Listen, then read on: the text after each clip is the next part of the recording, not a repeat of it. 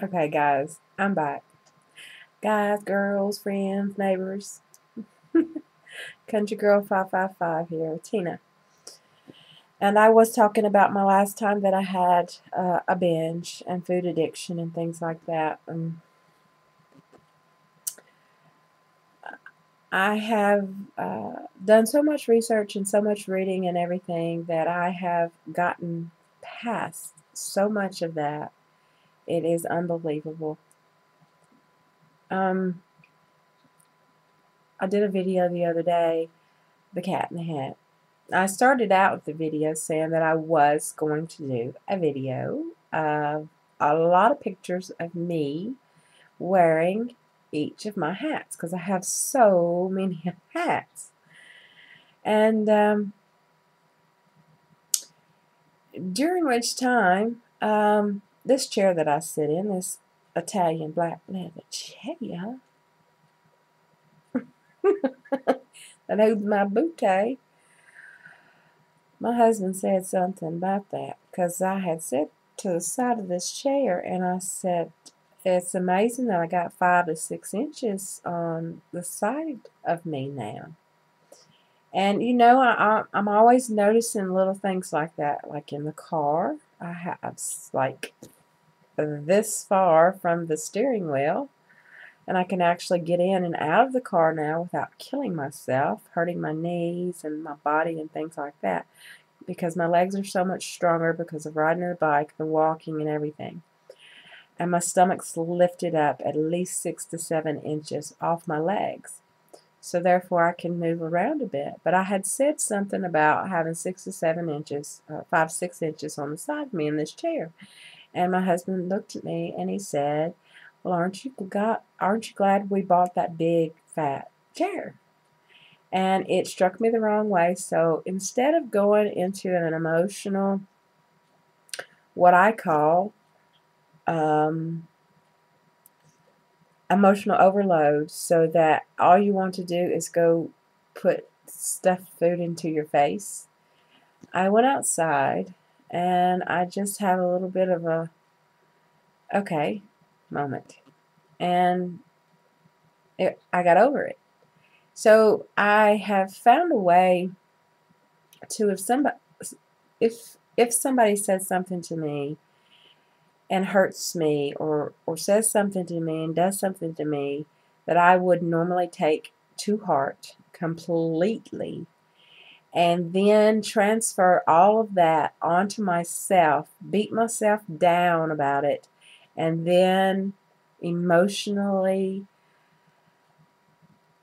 binge, flat out binge, just go to the refrigerator and stuff my face. I've not done that. Today, these are non-scale victories to me, people. Friends, they are. Today, I had a conversation on the telephone with a friend of my husband's. Now, he has a personality. Um, His personality is the type that he'll say anything he wants to say, and he thinks he can get away with everything. And his opinion of women is pretty rotten. If you really, really listen to him, he thinks his stuff don't stink, and he thinks that women should be barefoot and pregnant in the house cleaning, doing this and that, doing all the jobs, and bringing home the bacon. So he thinks he can break it down to me that way, and I don't work that way. I don't work that way at all. Not no more. I had 17 years of that. Married to a man who, yeah, we're not going to talk about that because I'm over all that. I've grown. But this friend of my husband's thinks he can break it down to me that way. And I got so upset with him that I actually wanted to hurt him. It was a 20-minute phone call where he was totally harassing me about something. Over here they have bank holidays, right? Today, Monday, yesterday, Monday, was a bank holiday. And he wanted to call me and say, well, if you wanted to know something about this and that and the other, you should have just called and asked. Well, I didn't want to know a darn thing. I don't care. I had already asked 4 or 5 people what bank holiday it was, what it meant, what was the purpose of it, and all of that. Nobody around here could seem to tell me. Like in America, you know, you got your Easter and your Father's Day and your Mother's Day and your Grandparents' Day and your Secretary's Day and your Christmas and your Valentine's Day and your New Year's Day and your Veterans Day and your Memorial Day and your Labor Day and all them days. They are holidays. You get a 4-day weekend and you get paid for it, right? Well, over here, they just say bank holiday. Now, I'm saying, what the heck you talking about? What is all that? What it don't mean crap to me. It don't mean crap to me. So when I told him it didn't mean crap to me, well, that just took him. That just took him where he needed to go to put women down. And it really upset me what he said, because he said the same thing to me 3 times. And what he says is, you do not contribute to your family. You do not bring in any income. You do not do anything but sit around. This is a lie, because I do everything in this house. I take care of my husband's 80-year-old mother. I take care of my husband. If there's any food brought in this house, I bring it all in here. I drive everywhere that's to be driven. I do all the shopping. I do all the cleaning. I do all the washing. I do all of everything. And where he gets his ideas, I don't know. He's pulling it out of his own behind, is all I can say. And so when I told him this straight up, because this is how I am now. I don't mean to hurt anybody's feelings, but I refuse to sit back and take rubbish from people that cause me pain. Because I know that when that pain is caused, I'm going to take it straight to heart, and I'm going to take it straight to the refrigerator, and then I am going to overindulge in crap that I do not need to be stuffing into my face. Because when you're addicted to food, that is indeed what you do. So I can no longer allow people to say things to me that are not true. God is my witness to this. I will testify in front of Him right now. He knows in my heart I am very, very, very, very, very good person. But I will not stand ever again for humility, downright degrading, and for somebody to put me down, because I do not deserve it. No one does. And if you, whomever you are sitting there listening to me and are being put down, hurt, beat on, pushed on, sat on, then you need to stand up for yourself. You need to pick yourself up and remove yourself from the situation. I have had to do that in many occasions, and I will never, ever, as long as I am breathing, ever be put through that again. Since I have sussed out these reasons for my emotional, addictive, binge eating, I have been a much better person. Since Jesus Christ has been in my life, I have been a much better person. That, after my daddy died, I was in a real bad way. And I just hermetized right into the house. I was just like part of the furniture, and I didn't even care. But I had to overcome all that. And the day that I was blessed by God And the day that I accepted Jesus into my heart, I was saved. And I absolutely 100% believe that without a shadow of a doubt in my mind. I honestly do. I know it's true. But I still, with all that said, I know that I am the type of person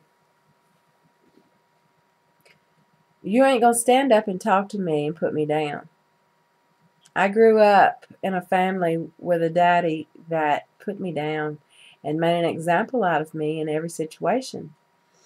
Although, be it, I love my daddy. God rest his soul.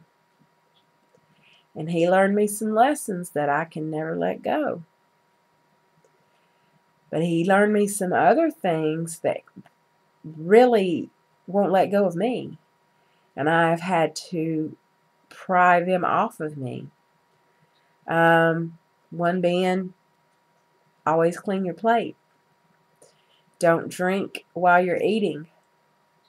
He wouldn't let us have anything to drink while we ate.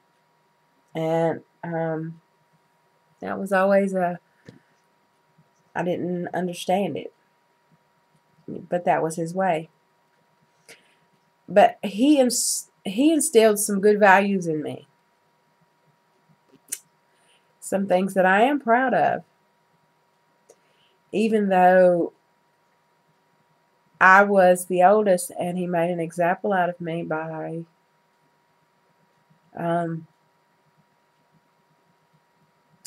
hitting me. And doing things he shouldn't. Daddy was an alcoholic. So the addiction comes in my genes. You know? I'm not an alcoholic, but I could have been. I just went the other way. And I am an addictive food binge emotional eater. And I hope that one day I can say that I'm no longer that person.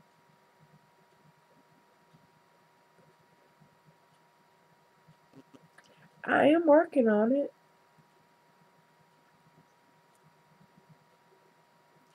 It's really hard. But one day at a time.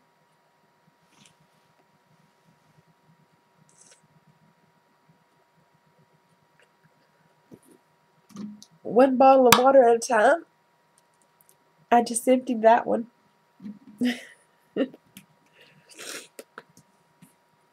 There's always another one sitting ready, people. There's always something you can do.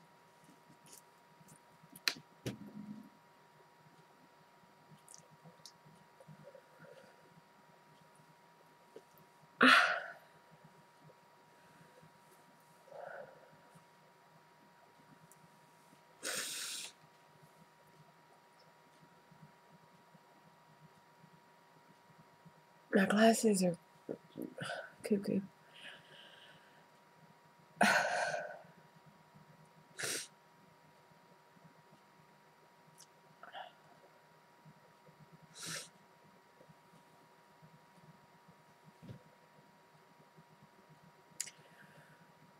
I think I've come a long way. I really do. I think that I have a long way to go. I really do. But if within each day I find something new about myself and something new that I consider a stepping stone towards my goal, if you can understand that. I think that